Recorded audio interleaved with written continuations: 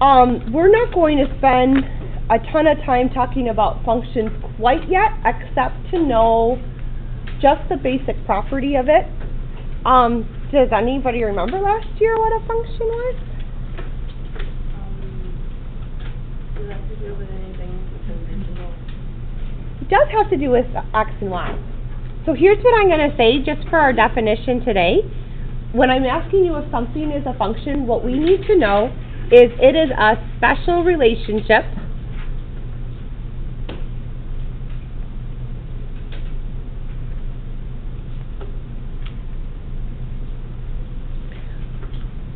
where each input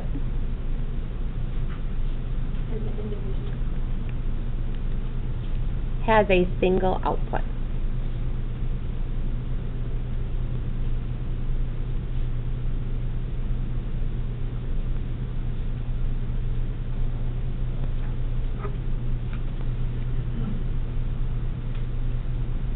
And we're not going to even be looking at equations today. We're going to be looking at some data so you can see that. Most of the time today what we're going to talk about is something called recursion. Okay, recursion, all that means is I'm telling you how to get terms, like number patterns for instance, from the previous term. So I'm going to write, we're going to be using the previous term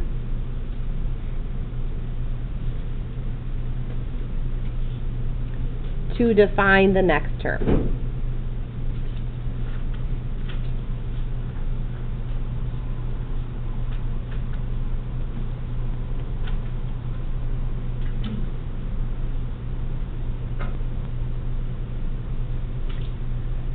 And probably the hardest thing we do today is we start to learn about a way that we write that.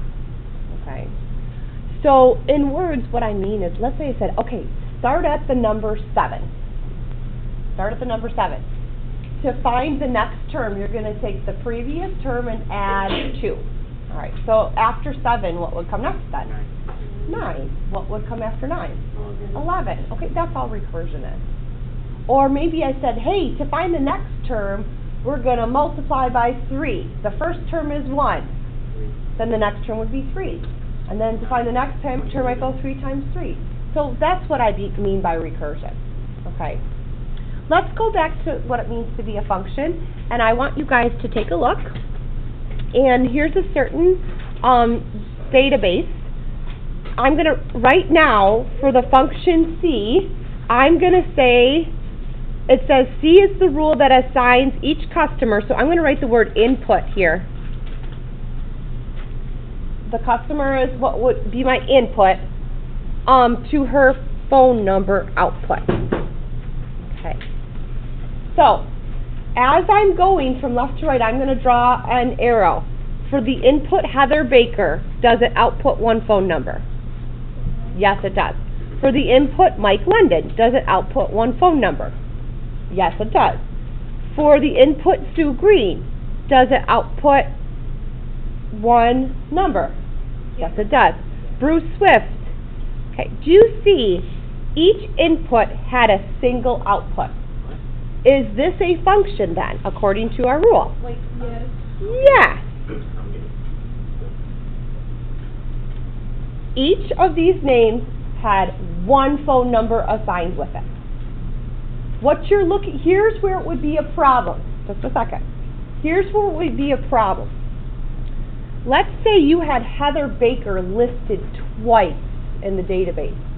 You had her listed with a phone number and then another phone number. That would be when the input had more than one output. Okay. All right, the next statement. Let P be the rule. Now, the input is the phone number and the output is the customer name. Okay.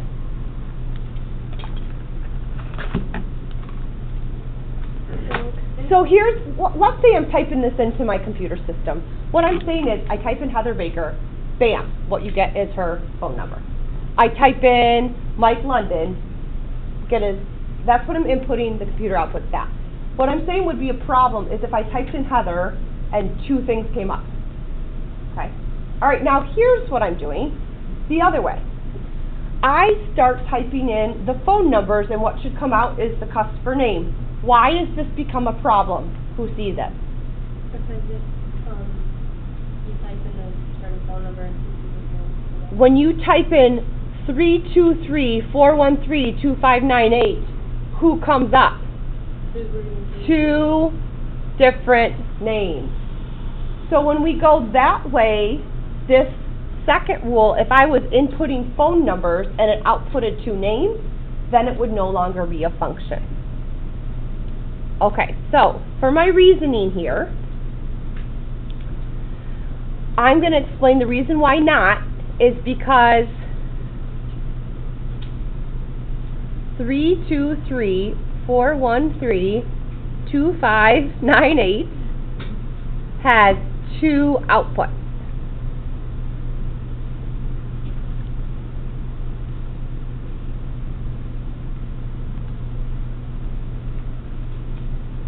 And let's write a reason for why this was yes above, because each name had one phone number.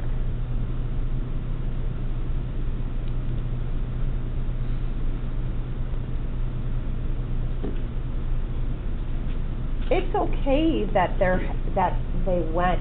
You do see what I'm saying? It's okay when you go this way as in terms of what a function is. Okay. So let's say I don't know what the relationship is between Sue Green and Bruce Swift, but if I was billing something and I billed it to this phone number, do you see how that could be a problem then? Because how would we know who to bill it to? Explain why a business would maybe want to use the Social Security number as a way to identify a customer instead of their phone number. Because if it's... Yeah, either. What? If the person, for each individual person, individual person has a different Social Security number than the actual phone number. Right. By law, everybody has their own. There's no repeated Social Security numbers. So if we use their Social Security number, we for sure are going to get one customer. Rather than if we have a phone number, we might have more people living there. Okay? And you don't have to write that down as long as you're understanding the idea. What is a function? Okay. So let's move to recursion.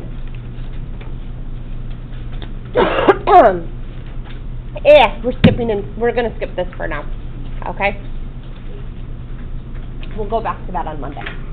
You're not going to have something in your notes about that. We should talk about recursion. All right, so we're going to start to learn how to write recursion out. And the way we're going to use is this notation. This is a kind of a fill-in-the-blank kind of deal.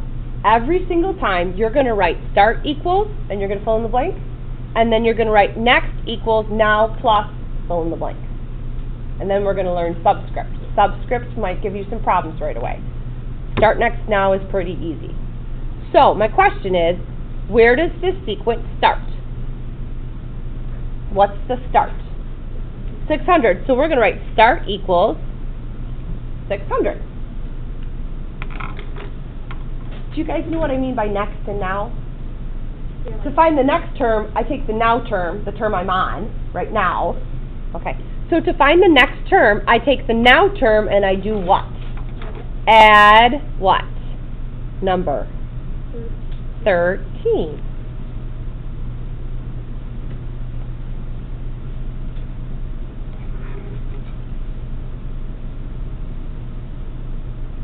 Okay.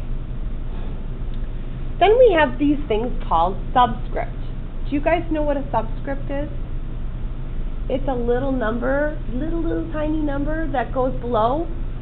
All it means is it doesn't mean like that it's a part of the problem. It's a way of saying u sub 1. I say u sub 1. Do you see how it's subscript of 1? That just means the first term. The 1 means the first term. What would u sub 2 mean then? The second term. What would U sub 3 mean? The third term. So when you see that, don't get confused by that. I'll write some out for you. So U sub 2, that just means the second term. U sub 3, that just means the third term, and so on. If we want to describe, because in a minute we're going to describe patterns, if we want to describe patterns in general, we have something that we call the nth term. And when you see U sub n, that just means the general term, in general.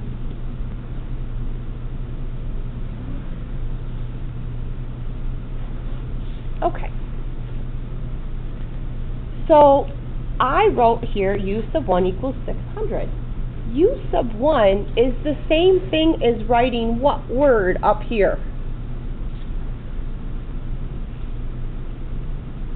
The first term? So it's the first term. What did we call it up here? 600. We called it the start, right? Yeah. So in subscript notation, U1 is just the same thing as the start. Okay? UN is the general term. UN minus 1 is the previous. Do you guys know what previous means? Yeah. So all this means is to find a general term, you take the previous term and add 13. That's what that means. Okay? We're going to continue to work on this little subscript notation because I know that's new for you. First, we're going to practice right now with next now, and then I'm going to show you with subscript. Okay? So I wrote here, this is the same as the start, and this was the same as the next equals now plus 13. Do you see how the word next is right here and the UN is right here? And you see how it says now here, and that's where I put the UN minus 1? Okay. So that's all I'm getting at there. Okay. So I'm going to write one up here, okay? And we're going to practice.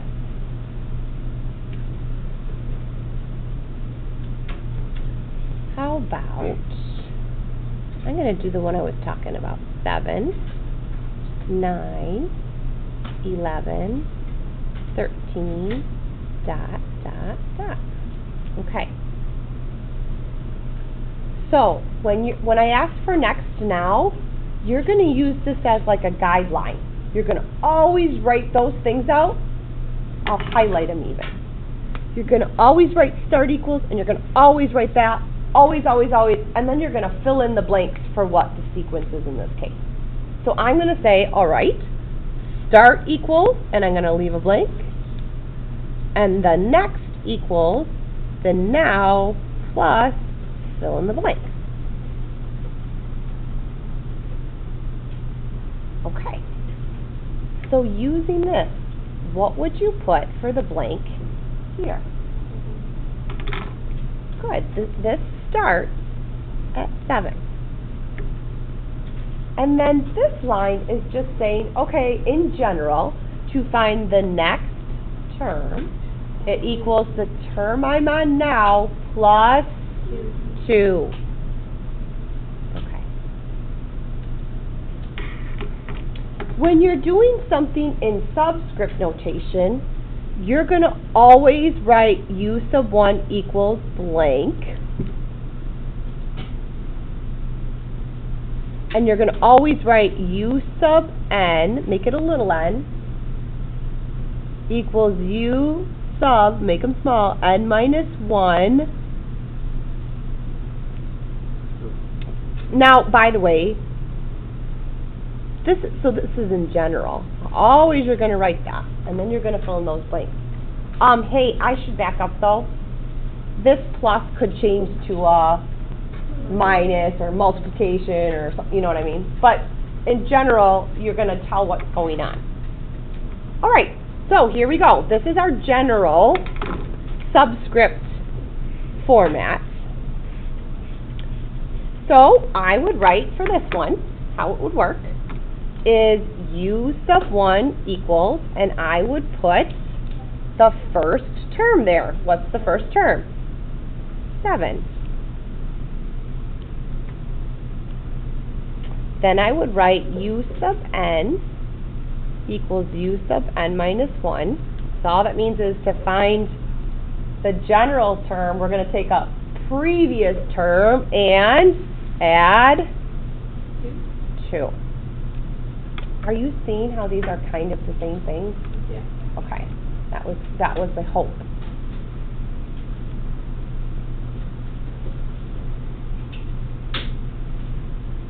So what I would like you to try right now, and we're going to go through it in 1 minute. If you feel comfortable, would you write start next now for this one?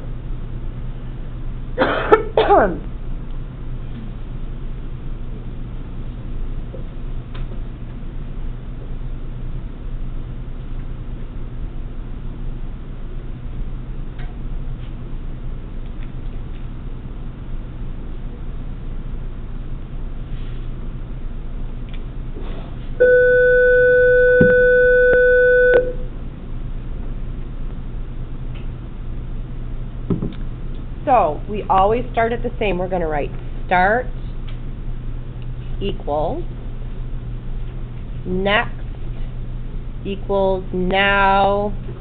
Ooh, is this going to be plus, minus, or ooh, this is times, isn't it?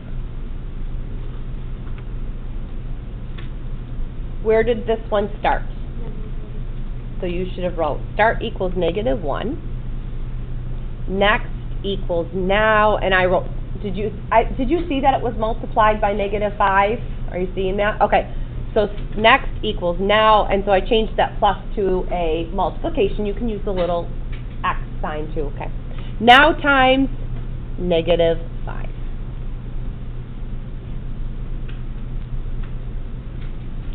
All right. Let's try subscript notation then. Remember, these are subscripts. They're not part of the problem. This just means u sub 1, or the first term, equals. Yep. U sub n, this is subscript, u sub n, so the general term equals the previous, n minus 1, times blank. And these blanks are going to be the same thing. You just have to get in the habit of writing the subscript. Okay. So really,